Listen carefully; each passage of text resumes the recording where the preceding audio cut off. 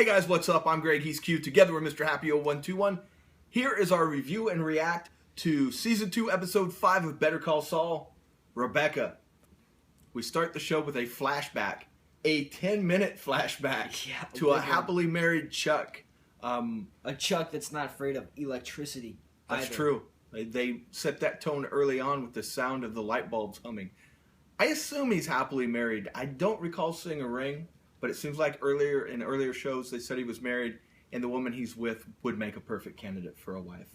He and Rebecca are receiving a house guest this night while they're making dinner. It's going to be Jimmy.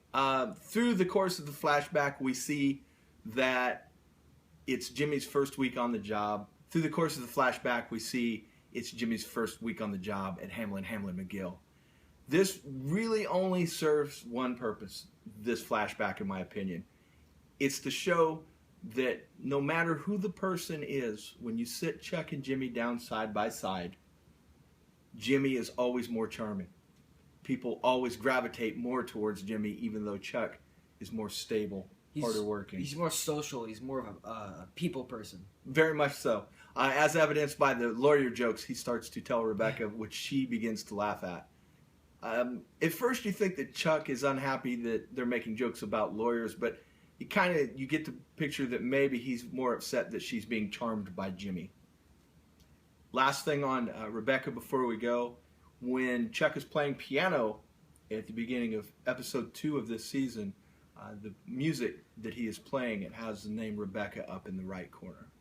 Next we get a quick insert of Jimmy at Davison, Maine, meeting his new handler / babysitter, Erin.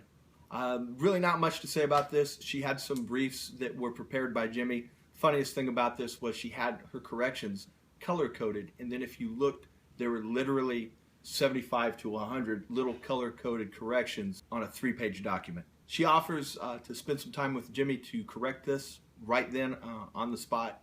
Jimmy, of course, takes his keys and sneaks out.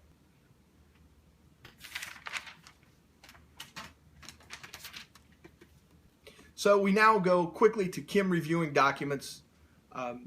Jimmy makes his way back in to the law firm after hours through the, what's his name? Through the janitor, if I remember his name, Geraldo, whatever. Jimmy has a plan for Kim to sue HHM, which she declines and tells Jimmy she's going to dig her way out of this hole on her own. The main reason Kim won't sue isn't out of loyalty, it's because she's a realist. She realizes if she sues them, she probably won't get hired again anywhere in that area. You can't sue a lawyer. We next cut back to Jimmy the next morning coming into his office. Who's in his office waiting on him?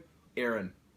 We now cut to what I consider a weird montage of a officeless Kim in a stairwell hustling to get clients for HHM. We get the first of two montages of Kim hustling for clients. Long montages. She is officeless now, so she's in the stairwell doing this on her lunch break. It's not going well. We get a quick insert of Mike talking from his little troll booth under the bridge to Stacy. He has a black eye that is not... Black eye doesn't even do it justice. It's black face. Like half his face is heavily blackened. It's purple. Yeah. Kinda. Yeah. He speaks to Stacy on the phone.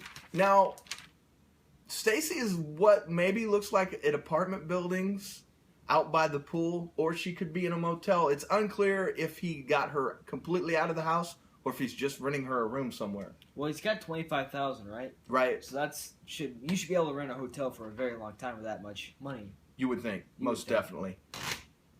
As Mike hangs up the phone with Stacy, who should appear in a car but Jimmy McGill.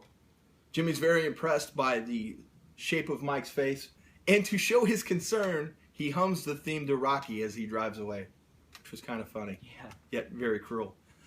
We now go to a callback to an earlier episode of Better Call Saul instead of a call forward. For once, they're calling back on their own history. We go to the circuit clerk lady that likes the Beanie Babies. The one from Season 1, Episode 1, Episode 2 that he would bribe to get paperwork pushed through. He's got his little... What is that? Beanie Baby, kitty cat, Thai Beanie Baby? Looked like a dog. Like a little... It's a dog. It was a cat. Something. He's getting ready to bribe her, but Aaron completely messes it up, pulls the animal away, and messes up his whole process. Tells him it's unethical. Yes. Whatever. She ends up delaying the entire process by what looks like a month, when he could have just gotten it done with a simple beanie baby. Yeah. Thanks, Aaron. At this point, a disgusted Jimmy decides to go to the bathroom, where he runs into DDA Bill Oakley. I had to look that one up. I didn't remember that off the top of my head. I was like, that's the guy from season 1 where he made the deal in the bathroom. Not that kind of deal. So yeah, Bill Oakley was the guy that he used to come into contact often when he was a court-appointed lawyer. He's like the prosecuting attorney for the city or something. He learns of what's happened to Jimmy and Jimmy's new job with Davis and Maine, and goes on to say all the great things that Jimmy must be doing. As he lists off all these great things, it kind of looks like everything he lists makes Jimmy a little bit more defeated. Company car, nice apartment, fireplace in the office. He leaves being very jealous of Jimmy, and he leaves Jimmy silhouetted in the door of the bathroom looking very much like he misses being there in that place doing that job. I think this scene really just serves to illustrate that Jimmy was never meant to be a big-time lawyer, not in the way that he currently is. We now go to our second montage of Kim hustling for clients in this episode. I don't know, I guess maybe they just felt like filling some time here because they illustrated it twice. They sure filled some time. And this time, they used a Spanish version of the song My Way, and they literally played the whole song while she's hustling for clients, which Q was riveted to. I looked over at him, and he was very excited to watch her call people underneath the Spanish track to My Way. Fun fact, he's never heard the song My Way. It's one fun fact. I was shocked. You've heard a lot of music in your life. Yeah, but not that song. It's a popular song. Well, now I've heard the Spanish version, so that's just you know all you need to know. That's right. All right, out of all this montage in this Spanish My Way music, Kim does get a new client. She sets up a meeting. Her and Howard Hamlin meet some big muckety-muck with the bank. They nail everything down, and they get a new client. $250,000 client, thanks to Kim. Once the meeting is over and they're about to go their separate ways, Kim wants to get to work on the new job, and Howard tells her basically, get back in the document room. Yeah. So all of that work she did was for nada. At which point we get to my opinion, the second biggest reveal of the episode. There's one more at the end, as that's where I'm having a problem. Howard goes to meet Chuck, and he's got supplies with him. They talk over the new acquisition, and it's revealed at this point, after Howard tells Chuck that it was Kim bringing them in, it has been Howard holding her back and keeping her in the document room. It was not Chuck at this time. Poor Chuck. Let's all feel a little pity for this man that we've judged so harshly. Yeah. It's really been Howard. And really and truly, Howard is angry that Kim made him look bad over the whole Jimmy McGill getting him hired with Davis and Maine. The commercial incident. We then go to a nighttime exterior. We show the HHM offices, all the lights being turned off, a car pulling up, out walks Chuck with a lantern, which is kind of funny. Of course, Kim, who has been working very late, is still there, and she happens to run in to Chuck. They sit down to have coffee together, and Chuck tells a story. And this is maybe the biggest instance in the 2 seasons of you getting a little bit of insight into what Chuck's problem with Jimmy is. He tells a story about their father, who Chuck is named after, and how Jimmy embezzled $14,000 from his little business, basically ruined their father, sending him to an early grave. Yeah, pretty harsh. So you get a little bit right there. That's a good enough reason for Chuck maybe to have some resentment towards Jimmy. Chuck kind of echoes back to Kim what the point of the flashback at the beginning of the episode was, that Jimmy is very charming and everyone loves Jimmy, but at the end Jimmy can't get out of his own way. Everyone else is left to deal with whatever damage Jimmy leaves in his wake. And in this case, it's Kim dealing with it. Before her, the reason Howard is so angry is it's Howard that was cleaning it up. And before Howard, it was Chuck, and so on and so on. So you actually get a little insight for once into why Chuck's such an a-hole toward Jimmy. Here we are, into the episode already. Time has passed, because we see Mike in a diner and his face is 50% less purple. He's sitting having coffee when an older gentleman walks up. Who could it be but Hector Salamanca? So Mike is sitting having coffee, and as we said, it's been a while. An older gentleman comes and sits down with him. The older gentleman turns out to be Hector Salamanca. Those of you that watch Breaking Bad, come on, who didn't? Remember Hector from being in the wheelchair, being blown up by Gus, and the infamous ding, ding, ding, ding. This was it ever revealed on Breaking Bad how he got in the wheelchair? Was it a stroke or was it a gunshot? I watched a lot of Breaking Bad. I don't think they ever nailed that down. It wasn't ever revealed. Okay. I always felt it was a stroke. And they may have said that. I'll look that up at some point.